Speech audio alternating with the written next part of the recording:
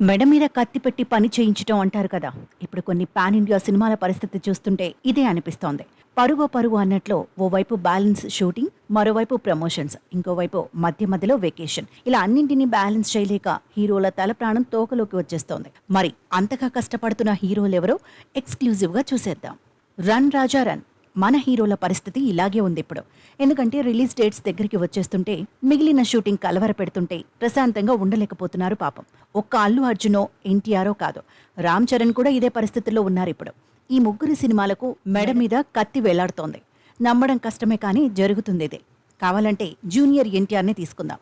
Solo హీరోగా నటించిన అరవింద సమేత వచ్చి 6 ఏళ్లు దాటింది.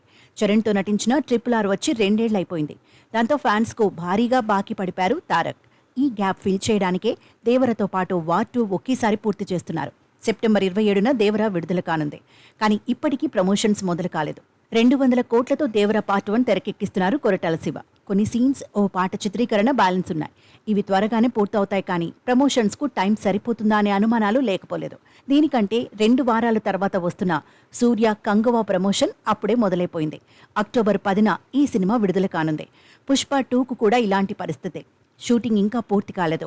డిసెంబర్ 6న కష్టమే అనే ప్రచారం, నెమ్మదిగా సాగే ప్రమోషన్, అన్నింటితోనూ పోరాడుతున్నాడు పుష్పరాజ్. ఇక గేమ్ చేంజర్ పరిస్థితి మరీ విచిత్రం. క్రిస్మస్కు వస్తుందంటున్నారు కానీ ఇంకా చాలా పనులు పెండింగ్ ఉండిపోయాయి. ఆగస్టులో 2వ పాట రానుంది. మొత్తానికి ఈ సినిమాలన్నీ వచ్చే వరకు మెడపై కత్తి వేలాడుతూనే ఉంది.